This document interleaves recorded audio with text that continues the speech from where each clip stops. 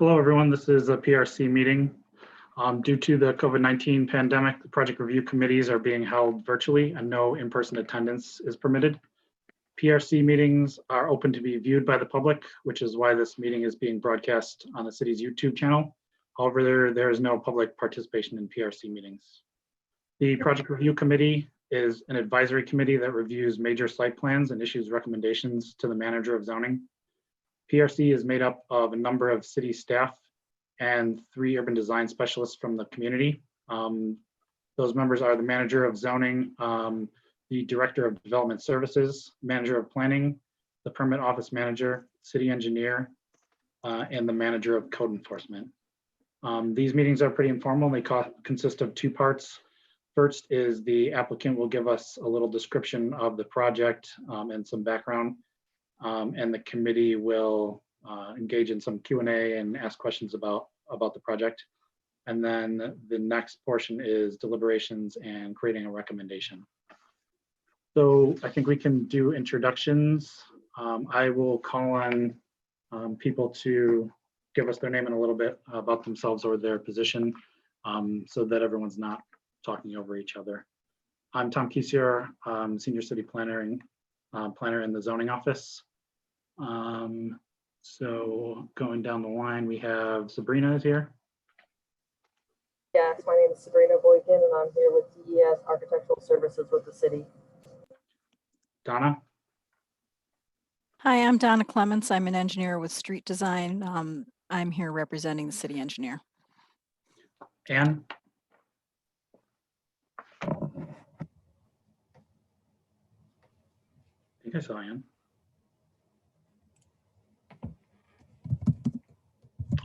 That's Right, I'm DeSilva Tella, Assistant Commissioner, Neighborhood and Business Development. Thanks, Anne. Doreen. Hi, Doreen Kirkmeyer, Manager of Planning for the city. Dana. Hi, Dana Miller, Deputy Commissioner of Neighborhood Business Development for the city. Chris. Thanks, Dana.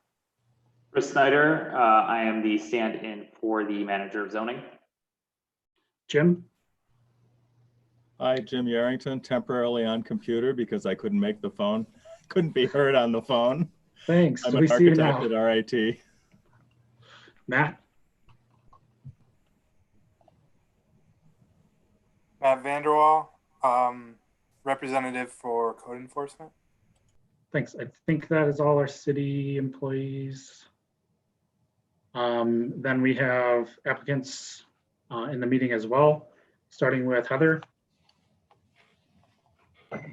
Hi, Heather Landis, project manager for the application before you, CJS Architects. Thanks. Zena.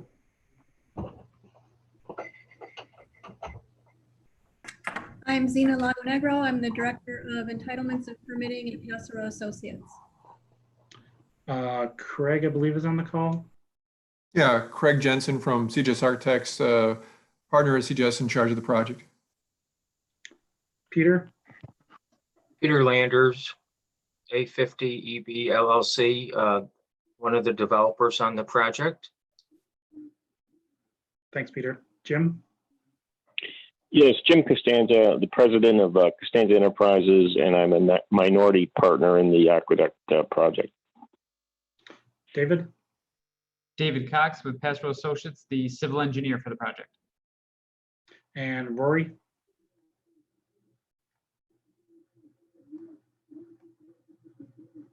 I think maybe Rory's just listening. I think that is everyone. Did I miss anybody? All right, so you guys can get started. Give us a kind of brief description of what you're proposing, and then the committee can ask any questions that they may have. Great, thank you. So again, Heather Landis here, CJS Architects. So the proposed project in front of you is, and if you can confirm that you can still see my monitor, that'd be great. So the proposed project is current replacement of surface parking within the aqueduct site. Currently it is a single-story parking surface parking lot, and we're proposing a 2-level parking structure. And I'm going to just kind of zoom in here to kind of show you the existing conditions. We find that this overview is a little bit helpful for folks to get acquainted with the site here. So again, we're proposing a new two-level parking structure in previous parking lot location. With it being two-level, we're proposing an entry to the upper level from Aqueduct Street, and we're also proposing the lower entrance from the privately owned Grave Street. We on behalf of the owner, have indicated that this kind of parking structure is critical to make the development of Aqueduct marketable to prospective tenants. And currently the parking that's being provided on site cannot do that. We also want to point out that while we are providing a parking structure, we are also making improvements via a new walkway and terrace on the site. Again, Google Street View or Google Earth imagery is just to kind of acquaint you with where we are, what this project is. You can kind of see the surface parking lot in this image. And I'm going to just quickly bring up a diagrammatic section. This is again a part of the building permit, or I'm sorry, the site plan application package we submitted. This is a diagram indicating the proposed versus existing. So again, replacing a current surface level parking lot with a parking structure to level. I am speaking on behalf of the owner.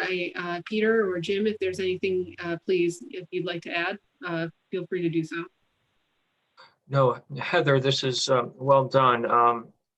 So we're here to address parking and the parking structure as the initial phase of the project, call it the enabling phase. Without it, as Heather mentioned, the project will not be feasible because tenants require parking. And when I say that, I mean office tenants as well as residential people that will be living at the aqueduct. So what we're planning here, just for everyone's background, is a mixed use urban campus development, which will consist of residential apartments, smaller units like micro units and co-living, along with office space in the main building, which is the L-shaped building that fronts on Broad Street and the river. We are also contemplating, actually planning on 2 levels of residential in the main building on floors 6 and 7, which are the top 2 floors. So what we are planning on developing here is a unique community that will be very inclusive. It will appeal to younger people, artisans, tech workers, local businesses. So we hope to have a very eclectic mix of residents and office users. We're hoping that we're going to get a technology company or 2 in the main building, or an incubator or an accelerator, so that it will be a really a job generator for the community. What's really exciting about it too is we're at the epicenter of Rock the Riverway. As you know, there's funding in place for Broad Street Bridge, as well as the promenade along the river, which will be right up against the aqueduct. So that gives us an opportunity to collaborate with the city and integrate our plan with theirs, and really make it an exciting pedestrian-friendly river walk along the river. So that we're looking forward to that. It may take a little while for that to unfold, but we're making provisions for it in our design. And currently, we're trying to plan for the future. So that's probably the short version. But we're excited about the redevelopment. Jim, is there anything you want to add? Well, yes. Thank you, Peter. That's a good overview of the project. I would just add that our parking level or parking structure really is below the surface lot. So it's 2 levels, but essentially we're excavating below the surface park to create a lower level and then an existing level that is essentially equivalent to the surface level. I wanted to clarify that. And that's very important because from a visual point of view, it maintains the character of these unique buildings. And that was very important to us. We didn't want to do anything that would compromise the historic nature and the feel of the community. Thanks. So we can move to questions from the committee. And I want to remind everyone, I sent an email out about the waivers. One is the parking lot wall setback. The wall is supposed, in CCD, the wall is supposed to vary every 30 feet. They're proposing kind of a straight wall. And then the code wants a pedestrian access in the center. And instead they're proposing the pedestrian access further to the south, which is where the sidewalk and the stairs to Broad Street are. And then the last thing is parking lot landscaping. There's a landscaping requirement, and they're not proposing landscaping in this area. So make sure to kind of ask questions and discuss those as well.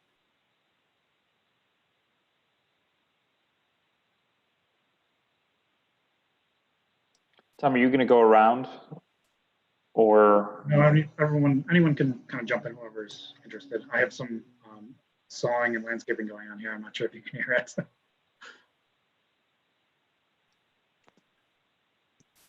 so I guess go ahead, Drain. I just wanted to say that I don't have any questions on this. I think it sounds like a fantastic project and I'm very excited about it. I would agree with that. And I would note that, you know, a lot of these waivers, if not all the waivers, are sort of looking at the perspective of an above ground parking lot, when this is not really that situation where we have the underground one. In some cases with the code, especially when we're working with downtown, we'd want to bring it up to current code standard as much as possible. The only question I would have, because of the particularities of the lot and you know, the obvious need for the waivers, is was there any thought to meeting any sort of landscaping requirement with the surface lot? I know that that area is not being looked at, but you know, something like planters, permanent or heavy planters or anything like that. Hi, yes. So we are proposing at this point in time, as a part of the site plan application, creating a terrace off the west elevation of the primary building 1. And so we think that there might be some possibilities here for that type of use. And I think Peter discussed this, you know, we're also looking for this terrace to kind of be a launch pad off of Broad Street and hopefully future improvements of Aqueduct Street proper. So we think that there might be some opportunities there. But no, at this time, to really make the parking structure as usable as possible for tenancy, and obviously the #1 goal is to get tenancy within this historic site, is to use as much of the surface concrete that we're providing for parking at this time. Yeah, and that makes sense. It was just a thought for consideration. I think the terrace is a great way of trying to do some mitigative measures with the landscaping requirement that there is. Thank you. And Heather, if I can just add, you know, the other thing about Craig. that. Was Craig, that? I was just going to say that the terrace is, you know, there's a new entrance that's contemplated. Exactly. So we're going to change, we're going to give the building some identity from Exchange Street and Aqueduct Street for the future. And along with that, you know, we have opportunities there as Zena mentioned, for doing some, call it landscaping or planters or art, and some, you know, something really cool. Go ahead, Craig. I didn't mean. Well, yeah, that's fine. And the other thing I was going to mention is, you know, because we're excavating underneath this surface lot and building a new deck, at the surface level, there's no actual dirt below here to plant plantings in, except on the terrace. The terrace is actually going to be on grade. It will be fill underneath the terrace. So that is the best place to plant because we've got dirt. Whereas the entire boundary along Aqueduct Street, we are using an existing foundation wall that exists there now. You can see it in Heather's image. That foundation wall is right on the property line. And so everything within our property will be elevated slab. There will be no actual subgrade to plant landscaping in other than the terrace. So that makes the terrace really the best place for more than one reason. Does the stairway from Broad Street stay as it is? Yeah, we don't control that stairway. That's actually off-site. So it does stay for now. But when Broad Street is cut down as part of the Rock the Riverway project, it will be cut down essentially to Aqueduct Street. And the intent the city has is that Aqueduct Street and Broad Street would form a T intersection. And so we would then be on the corner of that terrace would be on the corner of Broad and Aqueduct, which would be, like Peter says, giving the whole the project a whole new identity, in the city. Right. I guess I'd like to add that I did review the project with the city engineer, and she commented on how she appreciated that your structure works, the way we have Aqueduct Street now and also in the future as we progress eventually the Rock the Riverway project. So, who knows how long that'll take, but when we do eventually get there, you are in a very good position to be able to make some really exciting things happen at that new corner. In general, I think the proposal and the variances requested make sense given the location and uniqueness of the site. Thanks. Tom or Chris, can I ask, what is the actual zoning code landscaping requirement? There are two. One is one tree per 250 square feet, which would be a lot of trees in this instance. And the other is related to shade, 40% shade of the lot. I think part of the argument is that the park is on this larger site, so they're focusing their landscaping kind of in that area. So from a site plan committee standpoint, we felt that is a pretty legitimate argument. Okay, yeah, I mean, I guess just to throw it out there and kind of piggyback off of everyone else, it'd be interesting to see if anything was explored, especially based on that. It sounds like the intent of the landscaping is to kind of make it so it's not just a plain blacktop surface. So obviously the terrace is one aspect that's creating something besides a parking lot. But if there's any, I mean, the opportunity to do something is now. So just to throw it out there, if there is any sort of other landscaping that could be explored, it'd be interesting to see what could be done. The other notes that I had, don't forget your accessible spaces. I saw that there's a detail for the accessible details, but I don't think any of the spaces were actually labeled. So just don't forget that. Noted. Thank you. I think in the application narrative, we indicated that the owner is interested in using a valet type service for parking, meaning that the patron will arrive on site and someone hired with the valet will park their vehicle for them. But we will ensure when we go to building permit application time that we have the necessary annotation for spaces carved out, along with all the other requirements necessary for attaining a building permit. Okay, and then the only other note, I know, Zena, you were working with Kaz and we were taking a look at some of the other building code stuff. Not really any impact as far as design at this stage. So I think we're good.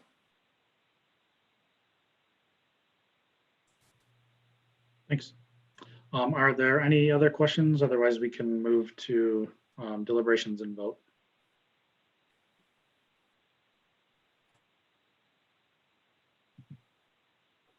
I'll make a motion to recommend approval.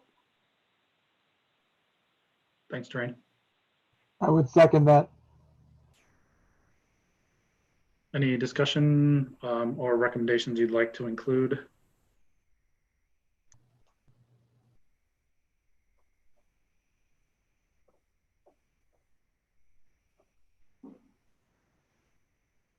Okay, so the motion is for an approval, and I will announce the voting members' names. So I'll go down the list. First would be Donna. Yay. Doreen. Yes. Dana. Yes. Chris. Yes. Jim. Yes. And Matt. Yep. Great, thanks. So the motion passes. Recommended approval to the manager of zoning to approve this project with waivers as proposed. So thanks everyone for coming. We have another agenda item, so we're gonna just move on to that, but thanks for the presentation. And I think we're all excited about this. You know, definitely the larger project as well as increasing capacity of an existing service lot is a kind of a cool project as well. Thanks. Tom, housekeeping item. I stopped sharing my monitor, so I apologize if that that just cut out. But oh, no problem. I am giving Dan the screen sharing ability for our next proposal. okay, thank you very much. Thanks, everyone. Bye. Thank you. Good night. Good night. Good night.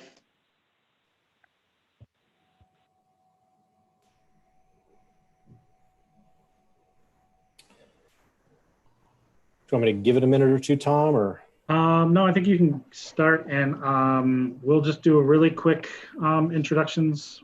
Okay. For your guys' sake. I'll run down the line quickly because we did already do this at the beginning. Sabrina? Yeah, this is Sabrina Boykin from DES Architectural Services. Thanks. Donna? Donna Clements, civil engineer from Street Design, representing city engineer. Doreen? Hi, Frank Kirkmeyer with the City Planning Office. Dana? Dana Miller, Neighborhood Business Development. Chris? Chris Snyder, representative for the manager of zoning in the zoning office. Jim? Jim Yarrington, RIT architect. Hi, Dan. Hey, Jim. Matt? Matt Vanderwall, representative for code enforcement. And then I believe I have everybody on my list for the applicants as well. So start with Dan. Yep, I am Dan Gladding with SWBR. I'm representing the architect. Mike? Michael Burkby with Conifer, project director. And Rich? Rich might just be listening. Yeah, Rich is also here with SWBR. He's mostly just listening. Oh, sorry, I didn't unmute it correctly. Oh, that's okay. Hi, Rich. So really quick background, we did review this project last month. We had an error with the building materials. We had told the committee that vinyl was a permitted material. It's actually not, so a waiver is required. So we didn't want to move forward and just leave that on the table. We wanted to make sure that the committee talked about it again, and we got a recommendation that talked a little bit about that material. So I think Dan wants to just give us a little bit more info, and then the board can ask questions. Yeah, so obviously the material of concern on this project is the vinyl siding. We understand that. Obviously vinyl siding has earned a bad reputation through time due to its past failures and kind of reputation as a cheap material. It is not the same material today that it was 30 years ago. Through code increases and insurance requirement increases, they've actually improved their material, including doing wind tunnel testing now to make sure that it is a durable material. Certainteed vinyl siding is what we're looking at, actually carries a lifetime warranty for owners of single family buildings. For commercial buildings, it's a 50-year warranty, so they are taking their products seriously. The two most kind of common substitutes for it might be a fiber cement siding. James Hardie carries a 30-year warranty and Allura carries a 50-year warranty. So they are similar in terms of how these companies back up their material. There's also a concern about them looking cheap, which I understand. So I'm going to share, hopefully everyone can see this image. This is just a few photographs of buildings in the area, in and around the inner loop. Some of these are actually our neighbors. They are a mix of vinyl siding and fiber cement. There are actually no wood-sided buildings in these images. You can find them, of course, all over, but all of buildings, including on the upper left, those are our three immediate neighbors. They are vinyl sided. And the ones that are fiber cement, I would contend they are appreciably similar in appearance. Zooming in just a little bit here, again, looking at these just a little closer, I don't believe there's a significant difference between the materials in these, especially considering in our design, much like most of these, the siding is going to be, 14 feet or more up in the air. So it's not something you're going to walk up to and touch. The final concern, of course, is one of cost. Affordable housing is always challenged with cost. The financing models are always centered these days around state or federal monies, assistance through tax credits or whatever. And those programs don't leave a lot of wiggle room for us to do things extravagantly. And I'm using my air quotes because we don't do things extravagantly. But every year the margins continue to shrink as costs, material and labor costs rise faster than wages. We all know this, but it just pinches us even more. So 30 years ago, you might've seen affordable housing projects with brick, but people can't afford brick anymore. So they started going to thin brick, but we may or may not be able to afford thin brick these days, but HCR doesn't allow it. The state agency doesn't even allow thin brick. So we're kind of pulled back on what we're allowed to do. And now, of course, year 2020 with COVID is making everything worse. A lot of the projects nearby that we were looking at, some of them, including this one on the lower right, that's an affordable housing project funded by HCR. It used fiber cement, but the amount of money HCR is giving out this year compared to last year or the year before is drastically different. So we're in even a tighter, more challenging environment. And we did the analysis to just take the siding areas and switch them from vinyl to fiber cement. The next cheapest material would be over $100,000, approximately $115,000 cost to the project. If we looked specifically at the list of materials that are in this specific CCD, if we went to brick, it would be approximately $280,000. If we went to something like a stone, almost $500,000. So we're in a tough place trying to bring affordable housing to this site, which needs a new project. But trying to make budgets work in an incredibly competitive, affordable housing market where our application, it's into the state, it's competitive. If our project and another one was equal and ours cost more, that project will get funded, not ours. So that's the pressure we face. We feel the vinyl siding is comparable in look and comparable in durability and longevity in terms of how manufacturers will back it up. And we hope you will recommend approval of its use in this case. And I'm trying to be brief, so I'm done. Thanks, Dan.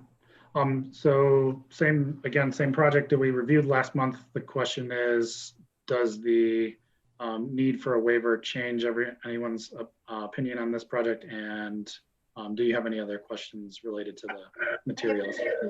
I have a question. What has changed in the project design since the last meeting we had? The primary thing we've changed, the biggest recommendation we took from this meeting last time was taking this arrangement of materials on the Union Street facade, wrapping it around to the north facade, which is obviously not in this image, in order to, as you're driving down Union Street the other way, you'll get that variation of materials. And then we have gone in on the street on Union Street here and made sure that we're showing as much glass as we can get away with in these office buildings there. We've taken a careful look at our window head and sill heights in terms of how the structure goes together to make sure our windows are kind of maximized vertically in that sense. Those are the big. Did that analysis result in any changes? Not significantly, no. There was a couple inch, the windows actually got lower by a couple inches and a little bit deeper, but it's not a meaningful difference. So I'm not going to pretend it's a huge amount more of glass. Other than that, those were the big things that the committee asked about, was that wrap around the north side and where we could potentially add more glass. And we do actually, we're in our documents right now, we do still need to add some windows to this office in this area. That we still owe. It hasn't happened on our drawings yet, but we haven't submitted anything else yet.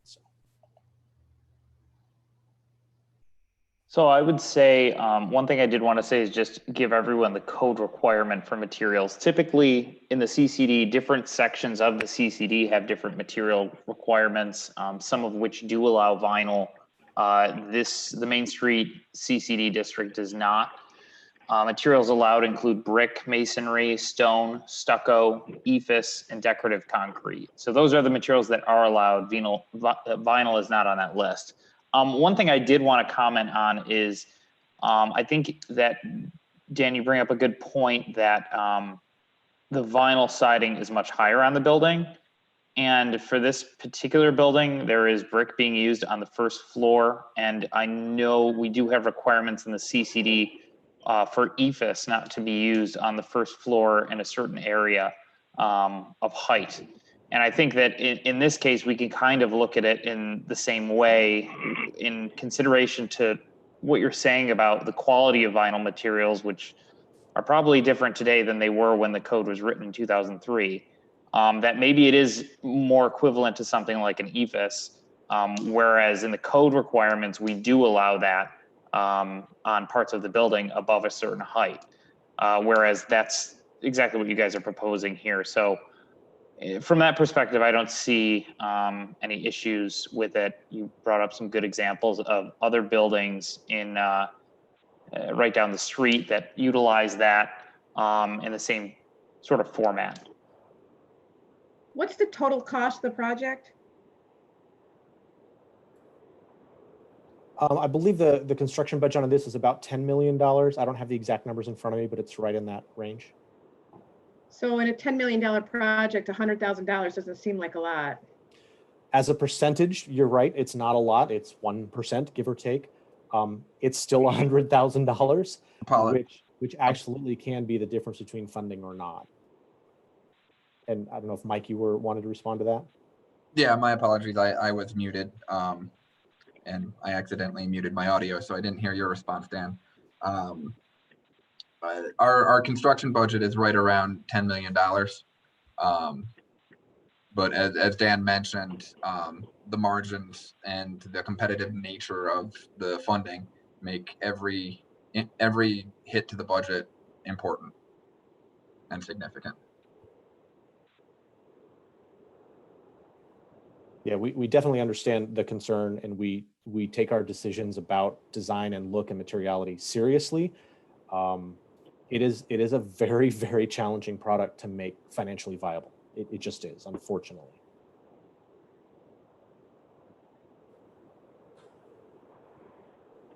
My 2 cents, I think, reiterating my comments from last time, my concern is less with the material and more with the architectural design, I guess I'll call it.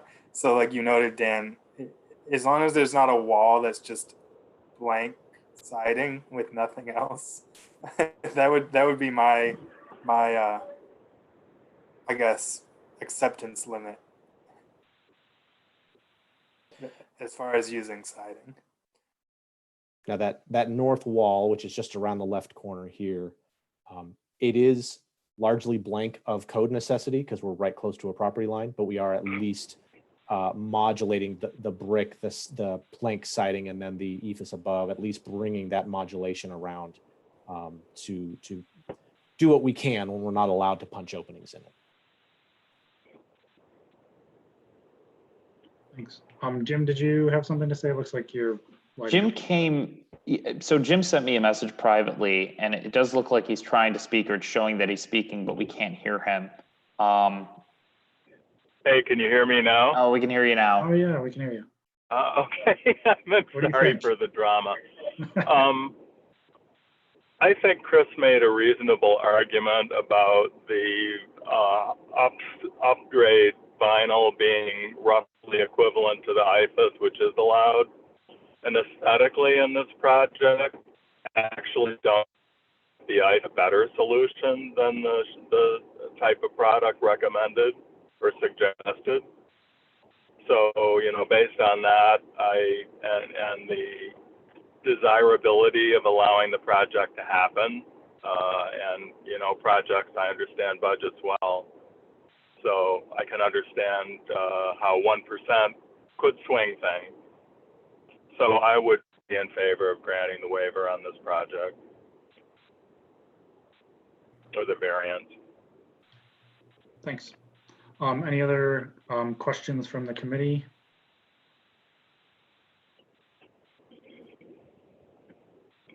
Okay, if not, we can move to deliberations and a motion.